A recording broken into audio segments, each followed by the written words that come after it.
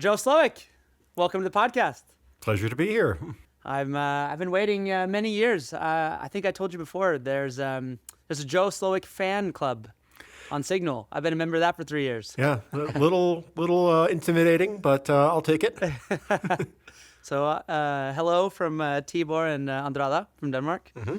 But for those of us that have not been fanboying you for 3 years, tell us about yourself. Sure. So my name is Joe Slowik. I do kind of a variety of things. So most people think that I do threat intelligence, but I really think of myself as being a threat researcher focused on improving threat hunting and detection engineering. And it just so happens that intelligence research is kind of the vehicle for doing so. I've been doing this for almost 15 years now, which feels weird. But got my start in the U.S. government and went through multiple organizations. And currently I am managing threat intelligence at Huntress. Awesome. And we've had a lot of, you had some cool stories about the Navy times. Yep. And then a Dragos for a little bit there. And now you're doing a bunch of training. So Yep. a lot of the larger corporations this side of the world want to have you talk to their TI team. So Yeah. pleasure having you here today. Yeah, I definitely do some individual consulting and training work as well, largely because I think it's fun. I don't know. Maybe I have a sick idea of what fun means, but so it goes. Well, there's a lot of people that listen to this podcast and they maybe find that fun. So you're not alone. Okay. So I saw you on stage at BrewCon, which is an awesome conference. We had good times there. Very much. And on stage there, you were talking about something called NTC Vulkan. Yes. So why don't you start out? We'll start off with that today. What was that? Sure. What are they? So about 6-8 months ago, there was a public release of a batch of documents called the Vulkan files that related to a Russian sort of defense contractor called NTC Vulkan. The files were provided through a anonymous party, presumably some sort of employee or other, to a couple of German journalists, Hakan Tenreverdi and Hannes Munzinger. And they were able to, with collaboration with a number of other journalists as well as security researchers, to go through these documents, which provided a really interesting behind-the-scenes look into how various Russian intelligence agencies were contracting for tool and capability development with this company, NTC Vulkan. And it includes entities that are maybe near and dear to the hearts of threat researchers out there, like Sandworm, associated with all sorts of nasty activity from NotPetya to the Ukraine power events in 2015 and 2016, but also some potentially domestic capabilities for snooping and controlling communications, and a number of other items. And I thought it was very fascinating. I was able to assist a little bit with digging into the documents and reviewing some of them myself. And I just thought that they provided a very unique and not very commonly provided insight into how state-sponsored, state-directed operations work. And it's interesting calling out how you have these private sector organizations like NTC Vulkan that are really important in developing and potentially even carrying out in some instances, maybe not in Vulkan's case, but there are other examples, cyber operations. So that's kind of the in brief overview of who Vulkan is and kind of why they're interesting and why we're talking about them today. Can I call them like a cyber mercenary? Is that kind of close? I mean, it's an interesting way of looking at it because on the one hand, they're certainly doing things for money, so cyber mercenary, but not in the same sense like a NSO group or similar who sells to a variety of clients, whereas NTC Vulkan is very much working only for the Russian government as far as we can tell, at least based upon these documents. So I would place them closer to, looking in the West perspective or especially the U.S. perspective, like a Booz Allen or a SAIC or similar defense contractors that are hired to do work for intelligence and defense projects. So yeah, mercenary to an extent, but not something that just anyone could say like, hey, Vulkan, I want to buy an exploit from you. And say, well, you don't work for our sponsor, so no. Yeah. Oh, I didn't know that Booz Allenton and you had some companies in there. I didn't know that or I actually don't know how it works at all in the States, but Yeah. I feel like these sort of offensive cyber operations, that would stay within the tailored access operation group and not go outside of the walls of the government, though. But is that not the case?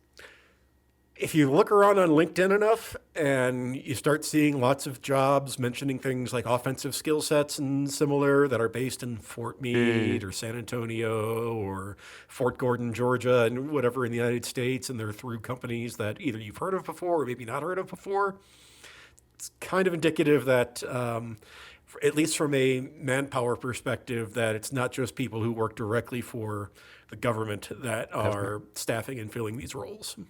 Interesting. So the Vulkan leaks. Yeah. Why don't you tell us about those? Hundreds of pages of data, all in Russian. It's a little intimidating. I'm not a Russian speaker. I really rely on Google Translate and other things as crutches in order to kind of make my way through things. But what's interesting about them is it's really like primary source documents about contracting for, specifications for, and updates to various offensive cyber programs. So in a lot of ways, similar to some other famous leaks that we've seen, like the Snowden leaks, the Vault 7 leaks, and similar, except we didn't actually get the tooling itself. So a little frustrating in that we had descriptions of capabilities, but not actual concrete examples like we saw with the Vault 7 CIA leaks, or very specific references to capabilities like the MS-1710 Eternal Blue vulnerability that was also leaked out by the shadow brokers and so forth. But having said that, the documents themselves covered three primary programs of interest. One called ScanV, which is a distributed sort of vulnerability scanning, but also exploitation and management framework, which I thought was pretty cool and was kind of the focus of my research and dive into the leak files themselves, because there's a lot of overlap between ScanV as a program and some other things that have popped up in cyber operations over time, and we can get back to that. But also a program called Amazit, which is a sort of a mobile capability for plugging a box into the cellular network and then using that to capture and potentially even modify and manipulate electronic communication. So thinking about things like social media postings and other sorts of items, as well as recording that traffic. So kind of interesting. I know one of the things that was theorized about with Amazit is that because of its mobile nature, unlike something like SORM, the Russian program for domestic communications monitoring, that this could be used in places like Ukraine or Syria, where Russian entities are on the ground or whatever for local population control. There's no evidence that it's been used for that, but it's very easy to think about how that sort of capability would fit in to those sorts of environments. And then there were some other capabilities, sort of like a OT or ICS pen testing framework. Everything within the documentation makes it appear like it is a security testing tool and not necessarily a offensive tool set like we saw with PipeDream or Ink Controller that was disclosed last year, which is, depending on who you ask, linked to Russian security operations as well, and also probably another Russian contractor. So that's always fun. Different one, not Vulkan. But yeah, so those were the three main programs. And I honestly thought that SCAN was the most interesting, because if you start talking about, doing operations at scale, it's not easy. You think about, there's this common conception, I think, in popular understanding of how cyber works, that, I have a hacker, he's wearing his hoodie, and he's on the he or she is on the keyboard, or they are on the keyboard doing their thing, and it's like, okay, one person, one operation, and there's just not enough people for that to really work for the size and ambitions of a Russian state-sponsored intelligence program or a U.S.-sponsored intelligence program. So you really need to start thinking of ways like, how do I build this out in a fashion that I can do this repeatedly at scale and not dependent on having just a handful of hacking rock stars or whatever in my group. And something like Scan steps up to the plate for that sort of capability in that it automates a lot of the identification of items of interest, abilities to compromise those items, and then to manage that compromise once it's been deployed, at least based upon how the system was described in the documentation around it. Frustratingly, I've not been able to get my hands on a payload associated with Scan, so not quite clear what it looks like on hosts and whatnot, but if we look back at some other Russian-related capabilities for exploitation and for building up infrastructure to run operations through, we have examples like VPN Filter and Cyclops Blink that were focused on vulnerable networking appliances. We can start getting an idea for how similar programs have looked over time, with Scan representing sort of like the next evolution in terms of scalability for these sorts of capabilities. So you say it's like a scanner, and then it identifies items of interest and it helps them to management. Is this sort of like a tool used to sort of to trick their adversaries into, they're going to compromise a bunch of routers and use those routers in the States to go against American targets, basically? Yeah. That would be one. I mean, it's not spelled out in the documentation, but looking at similar programs like VPN Filter and Cyclops Blink, as well as the way that entities like Sandworm, which is the entity linked to the ScanV request, and it's called out very specifically in the documentation using the GRU's Field Post 74459 Special Technologies Director, or I forget exactly how that translates again, my apologies, but they're directly linked to asking for this system to be built, in Sandworm operations, especially since 2016, are very tightly correlated with using compromised infrastructure to run operations through. So instead of buying a virtual private server instance or something and using that as a command and control node, it's like, nope, I'm going to compromise a bunch of MikroTiks or a bunch of publicly accessible websites and use that to tunnel my traffic. So it looks like, oh, I'm just sending traffic over HTTP to some random website. For example, there was a release a couple of years ago by the National Security Agency about Sandworm operations targeting something called XIM, mail transfer agent. That's the default for many Linux installations. And as part of that, and investigating it, it was interesting that looking at a payload associated with that exploitation, there was one specifically tailored for a website of a Greek pottery maker. It's like, I can't think of any intelligence value for a custom pottery maker located in Greece, but it's a very interesting place to tunnel your traffic through if you want to remain sort of inconspicuous or innocuous. That it's like, oh, okay. And especially if the traffic is encrypted and whatnot, it's like, okay, it just looks like it's benign web traffic, and move on to the next thing. Is this why people are saying that geo fencing there's no point to doing that anymore, as long as it's a little advanced sector? Yes and no. On the one hand, if you are an organization and you're a Norwegian organization and all your employees are in Norway, if you're an American organization and all your employees and customers are in the United States, then why should you allow traffic outbound? Like it is a stupid simple way of minimizing attack surface. And so long as you are not really butting against any sort of business requirements, the downsides are pretty low, and it can at least eliminate some sort of lower hanging or less sophisticated entities that are out there. But if we're talking about entities that are really interested in you, that doesn't matter. Yeah. So we still support it. Good. Yes. So that was ScanV. Interesting. Amazit.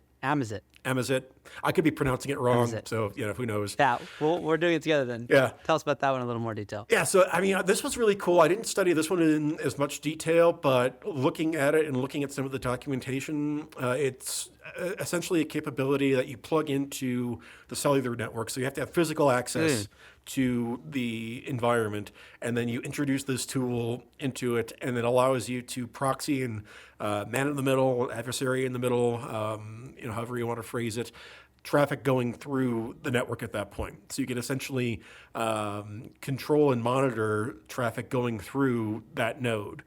And it's interesting, some of the capabilities that were associated with it, like you see references to social media sites like vContacta, LiveJournal, other, I can't remember if Twitter was on there or not now that I think about it. I think it might have been, but I'm not 100% certain.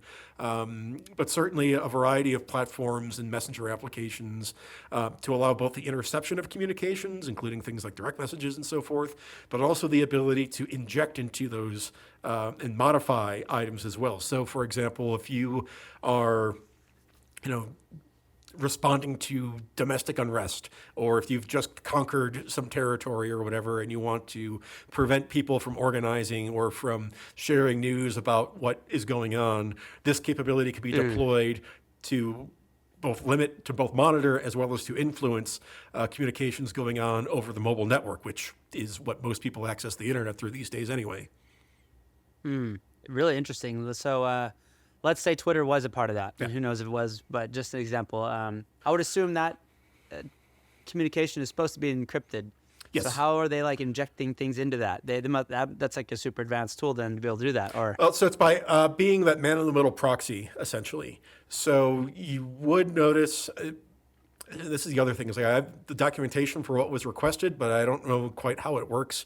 But the idea being is that you would have that midpoint collection of traffic, and you can spoof the certificate and spoof the handshake by controlling the communication stream, so that you may, depending on how it's set up, get some sort of warning or whatever about a certificate mismatch or similar. I'm not 100% sure how it would be deployed. But if you're not a super savvy user and paying attention for those things, it likely would, it's like, oh, okay, this certificate isn't valid. I have no idea what the hell that means. Click, click, click. I'm going to do my thing. that guy right there, I look at him in the mirror every once in a while. Yeah. So these tools, right? They're advanced. And like the Vulkan leaks themselves, they kind of ring a bell about the Snowden leaks, right? Have we seen these sort of tools in other parts of the world There's been besides the Snowden leaks, I guess? Yeah, I mean, there's been similar capabilities to what I've described in the Vulkan files that have appeared in various contexts.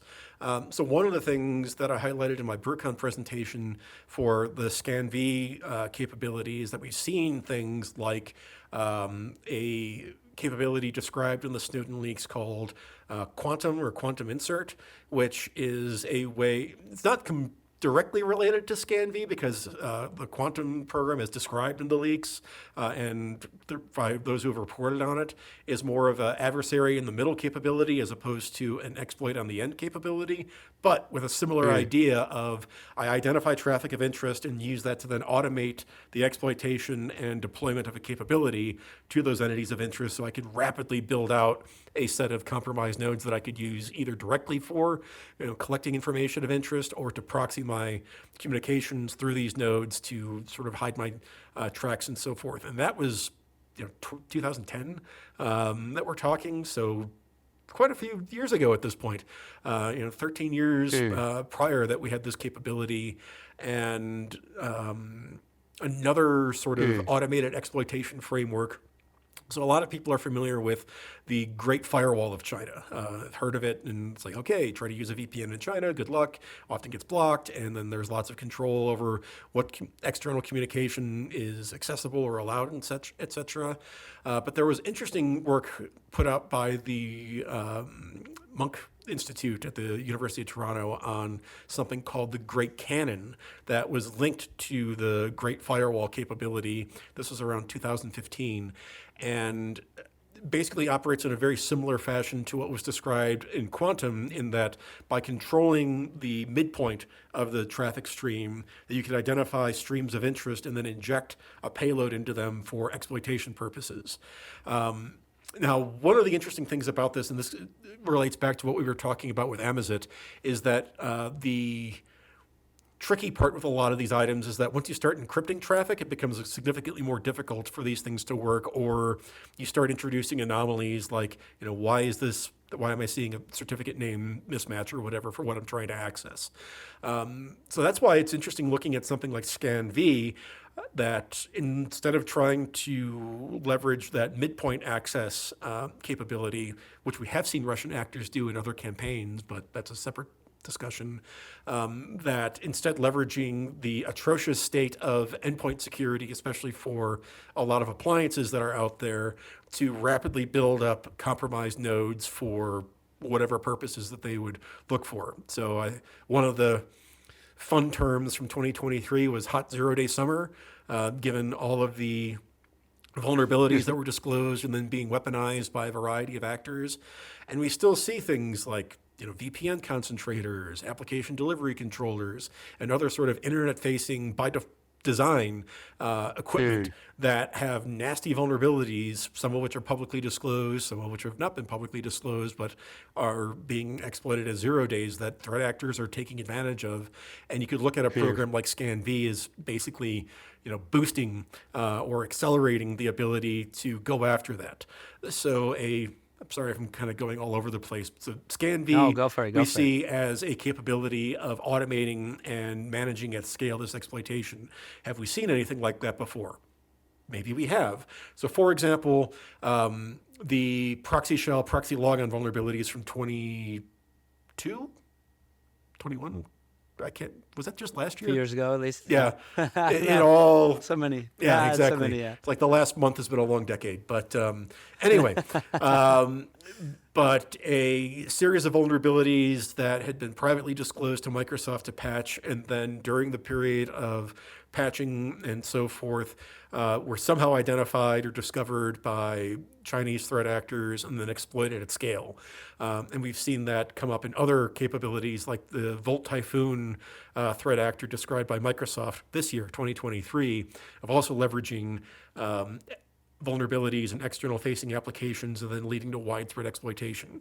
Well, that sort of widespread nature, you could potentially do that with an individual, just a bunch of individuals hammering away on keyboard, and so to speak. But it works much more effectively if you can start automating that capability and control things in a more programmatic fashion.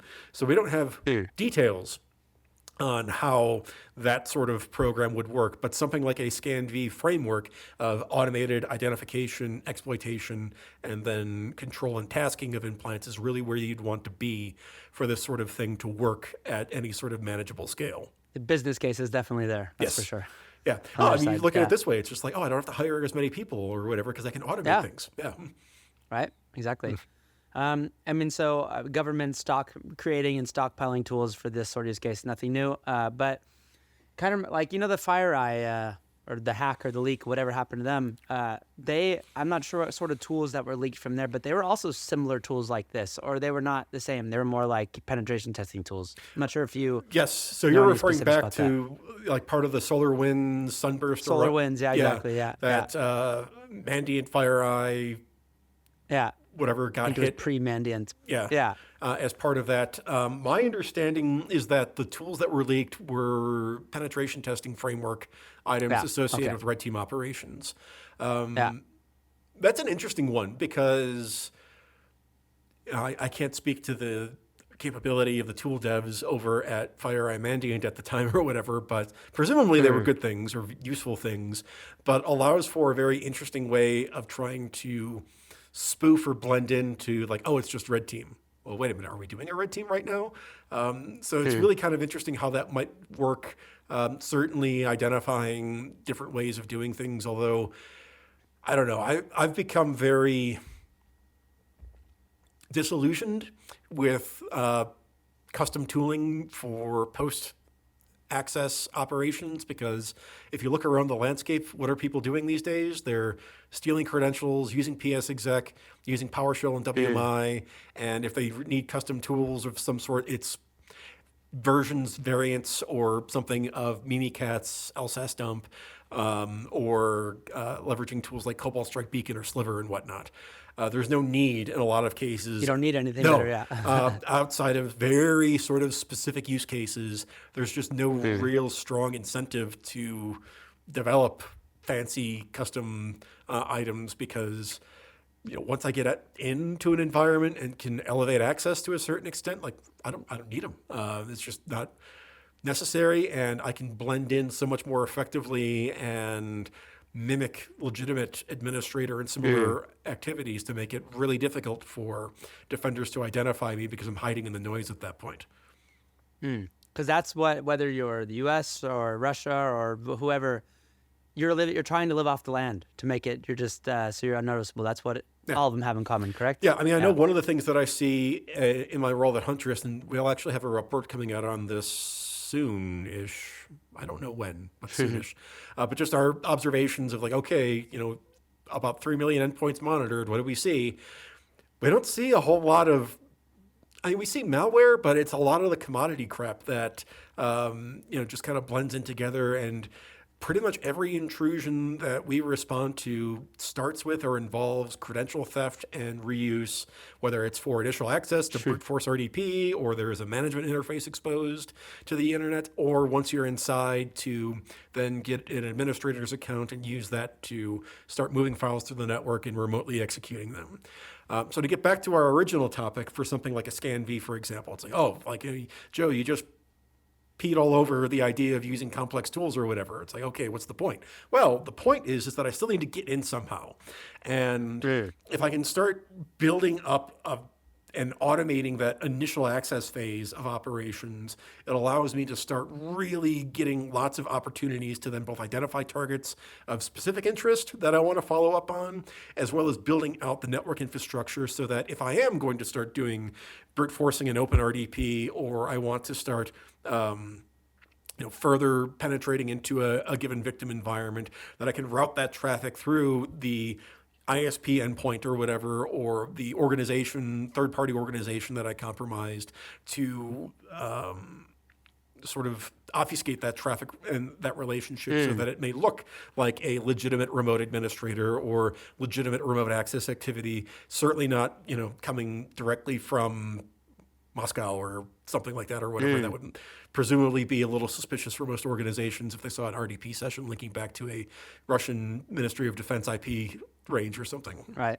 Yeah. And it's super nice. I mean, it's they have to have that infrastructure ready for them to be able to, because they have to be kind of opportunistic about how they get in or whatever, but they need to be able to rely that they have a way in, I guess. So So when, back to FireEye, when those tools get leaked, or any of these, the Snowden leaks, Vulkan, FireEye, I'm just thinking like these threat actors, they learn from each other, right? Yep. Right now you have potentially thousands of people listening to you, learning from you. Maybe we have a couple bad guys listening to us. I don't know. But can you say anything about how I guess you don't know how they learn, but how would you assume that they learn and go about to, incorporate tools that they find out about and then, influence their roadmap, I guess? Well, I think it would, first off, we would be really making a mistake if we thought that adversaries weren't paying attention to the things that we say about them or other entities and how they operate. It's why there's a classic dilemma for threat research between, do I publish this and make it known, which also means that I'm potentially tipping off the people I'm reporting about, that, hey, I see you and I know how you operate, or do I not publish and make this public and keep it rather quiet so that I can maintain active knowledge of how an entity operates, but not really being able to engage in or enable widespread defense against that activity. So it's a natural tension between them. When we see something like, Mr. Snowden just say like, woo, screw it, I'm just going to leak all the crap or whatever out there, that sort of cost-benefit analysis goes completely out the window, and it's all out there right now.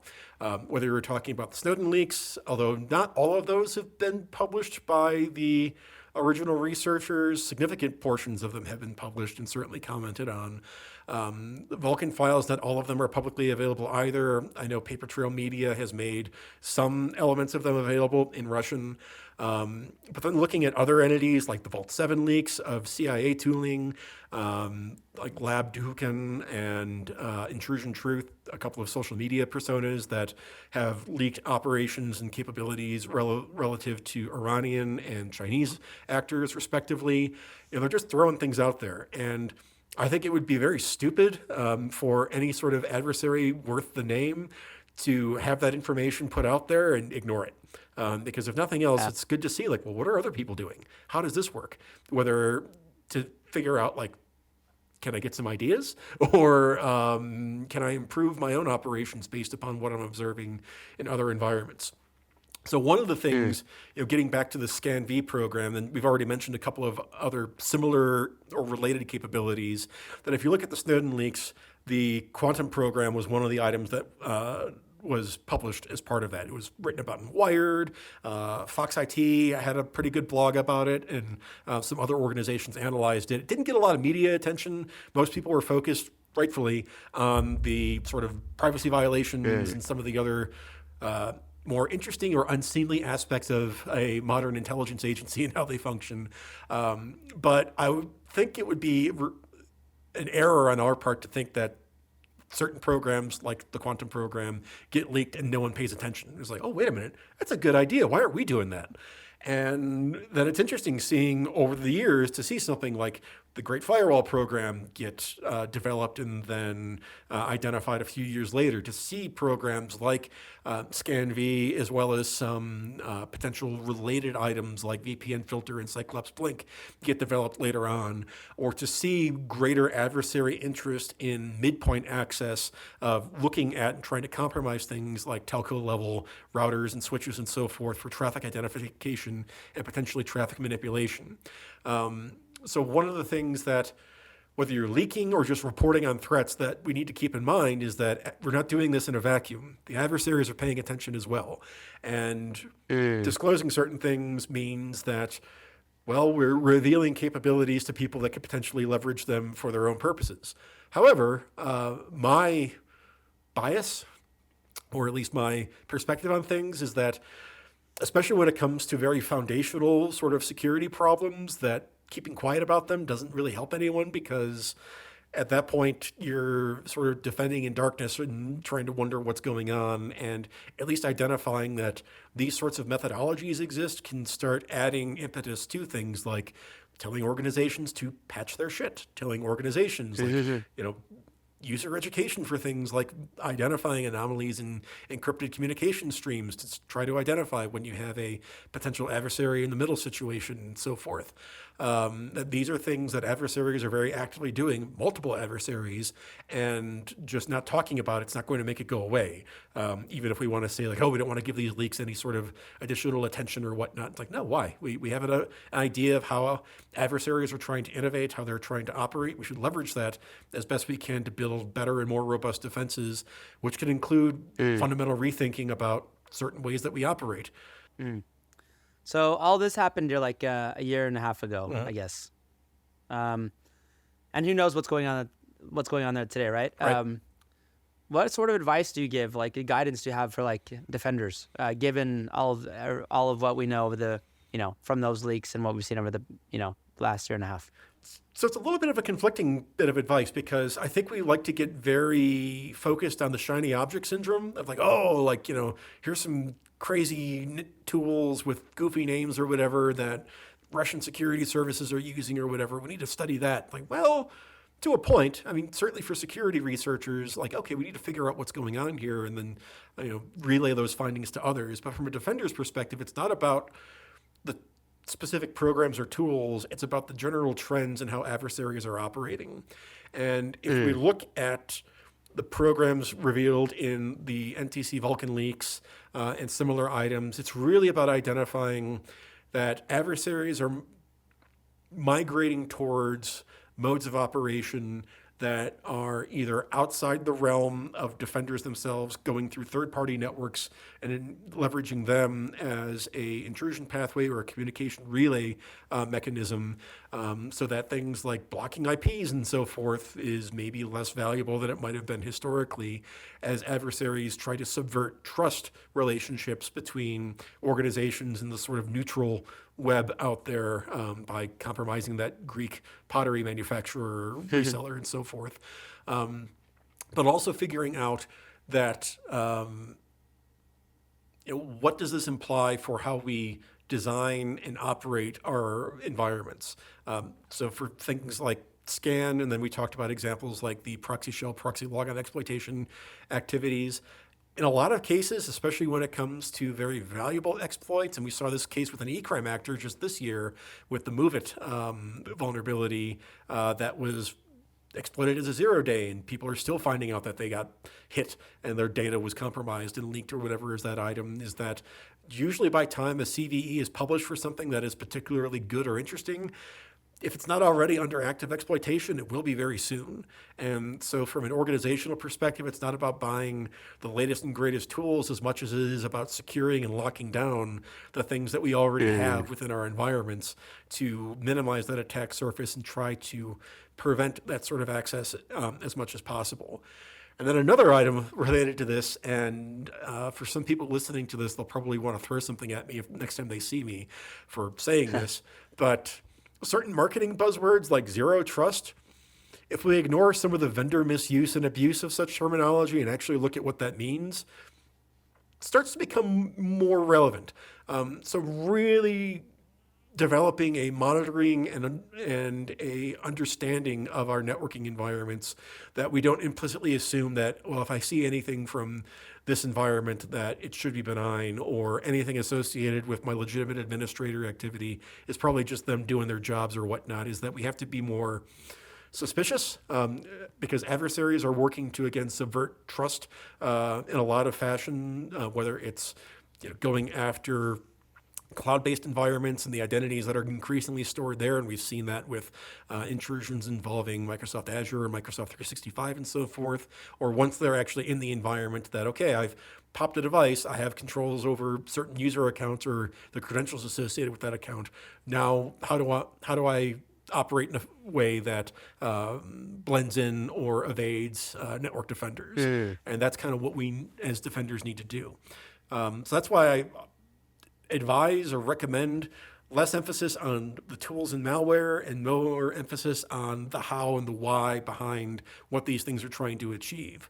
Because adversaries, especially your high-end adversaries, are learning how to blend in effectively and to evade more classic forms of either sort of single look, single glance detections or indicator-based alerting and identification, to get into more of a living off the land, user impersonation, and similar techniques that once they're in, make it significantly difficult for organizations to identify and then kick them out.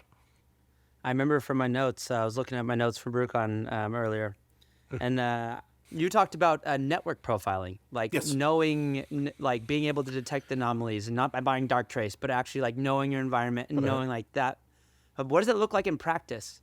Yeah. Maybe you do need to have like a tool to be able to do that, or how do you do that sort of profiling and Yeah. detect anomalies then? And this is something, again, the marketing speak has kind of muddied the waters around this and made things like, oh, I just throw your next gen AI, ML threat hunt tool or whatever at this problem, then it gets resolved. Like, yeah, but not quite. But being able to identify things like, okay, if I can develop a rolling 30-day profile of who's remotely authenticating to my environment, and then try to identify outliers based upon traffic duration, location, what autonomous system or network that traffic is originating from. Now I can start building a understanding of like, okay, what is it that I'm actually seeing out there? And can I start spotting those outliers in a way that isn't just like, hey, this is weird, but hey, this is weird and also not aligned with how we as an organization operate. Are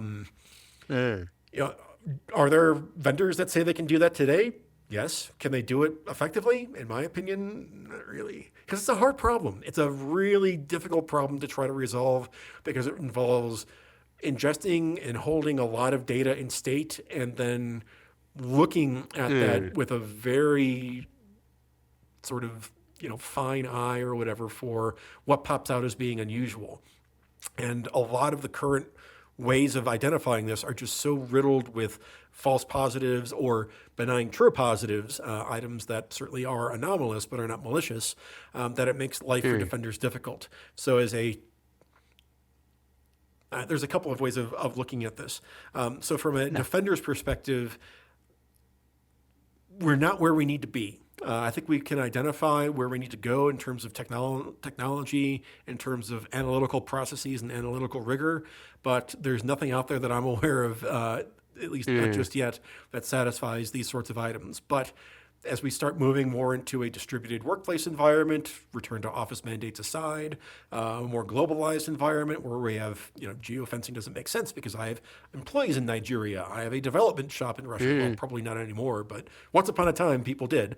That I can't just say that anything from country X is dirty, that I need to start coming up with more refined ways of making these decisions. And a lot of that's going to come through really high-end data analytics and data analysis.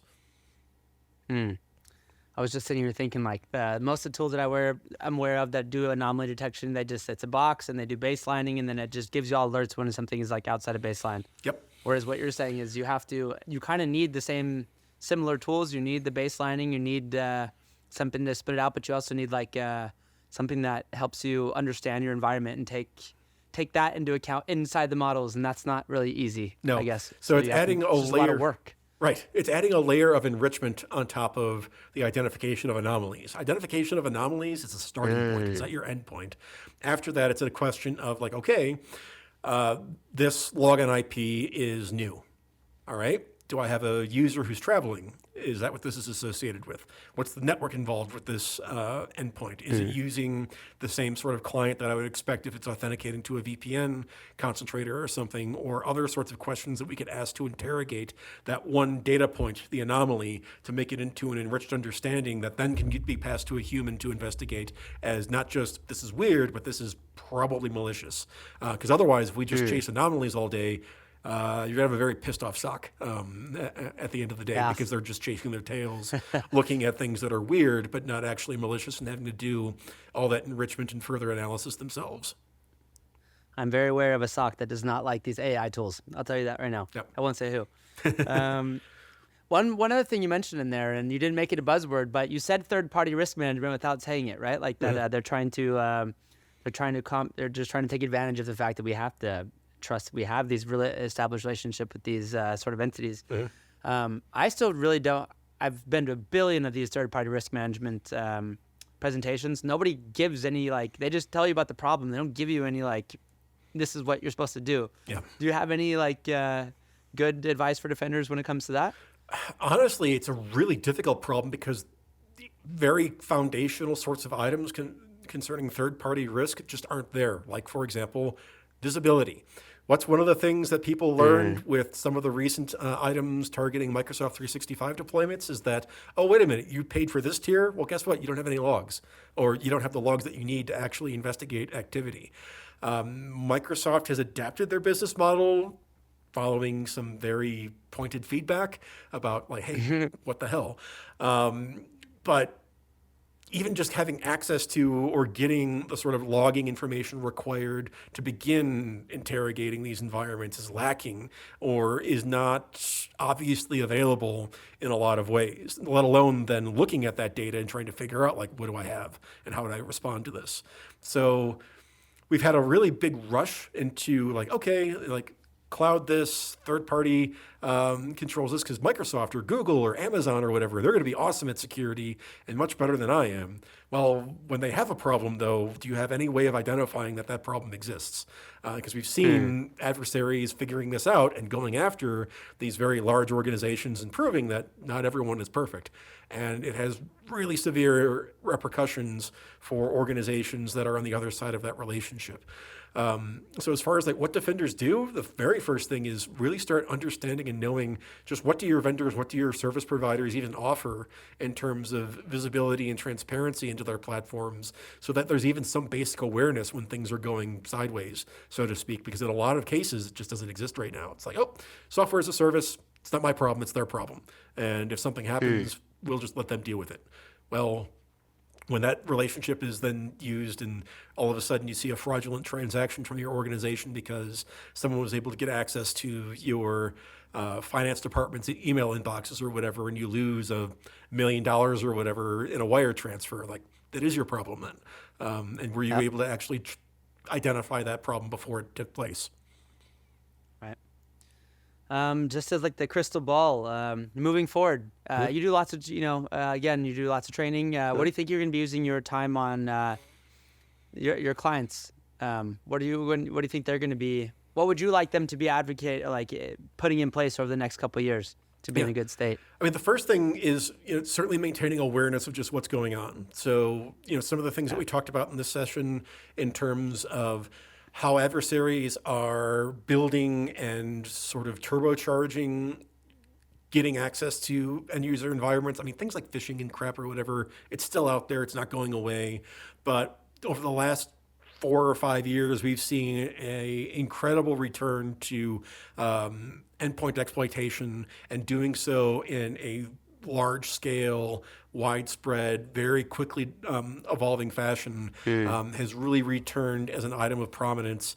And it means that it's not just about like subscribe to this threat feed and figure out what APT Fozzie Bear or whatever is doing these days. It's like, okay, that's cool and all, but if you don't have an idea of what your assets are, what's externally accessible, and what are the potential vulnerabilities or ingress routes related to them, like, it doesn't matter what you think you know about what adversaries are doing, because you're essentially inviting everyone from e-crime actors on the way to APTs into your environment. So really that, I think a facet of intelligence that I like to emphasize to a lot of people is it's not just about knowing the adversaries, it's about knowing yourself as well. So doing things like understanding your asset inventory, understanding your operations, like how is it that users actually need to operate within my network, and what opportunities does that give me as a defender to lock things down, and what risks or what complications does that mean for what I can do to limit exposure to potential adversaries. And once you have an idea about that and start, sort of working backwards, again, with an understanding of business use cases, you could really start disadvantaging adversaries pretty quickly. It's not easy, and it's not sexy either. No one ever wants to do this sort of stuff, because it's like, this is like IT stuff. This isn't security. This is management and patch management and other things. Like, no one likes doing that sort of stuff, but it's important because adversaries have locked onto the fact that we've been less than ideal. And they're taking advantage of it quite effectively, and certainly seeing migrations to cloud infrastructure, third-party identity, and third-party account management, external service providers is only extending the boundary of that risk to areas that are no longer under an organization's direct control and potentially not even visibility. So understanding those trade-offs is very critical, I think, to even get an understanding of what problems exist, let alone responding to them. Know thyself. Yes. Basically, but I mean, the thing now is that it's not even a question of knowing thyself, it's also know thy vendors. How many organizations do you think, maybe it's very large organizations, but if you have a startup these days or a small business, like, you're not managing your own payroll, you don't have, your own bespoke HR system, you're using this third-party provider with a .io TLD or whatever that provides all these services for you or whatever through some application that you access via browser. Okay, that's cool. How do you identify when some of that trust that you've placed in that organization has been subverted, and now you're seeing loss of PII or individuals getting access to financial information that can be leveraged as part of BEC activity or something similar? This is certainly getting us away from some of the scary APT stuff, but really just highlights that a lot of the ways that we operate now fundamentally, and governments are doing this as well with migrating to cloud-based infrastructure for things like email, storage, etc.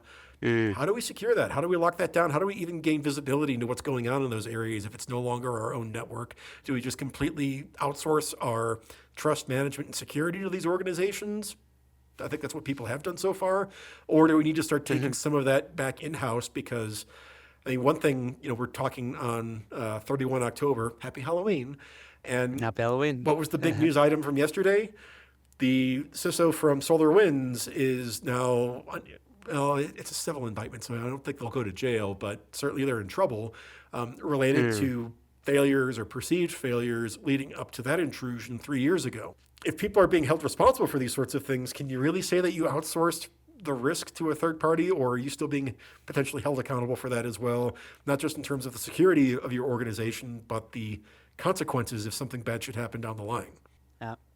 Joe, I could sit here and talk to you for hours. I have so many more questions. Every line, I just have more and more. But 50 minutes. Yep. We have, 3 or 4 days in Copenhagen together.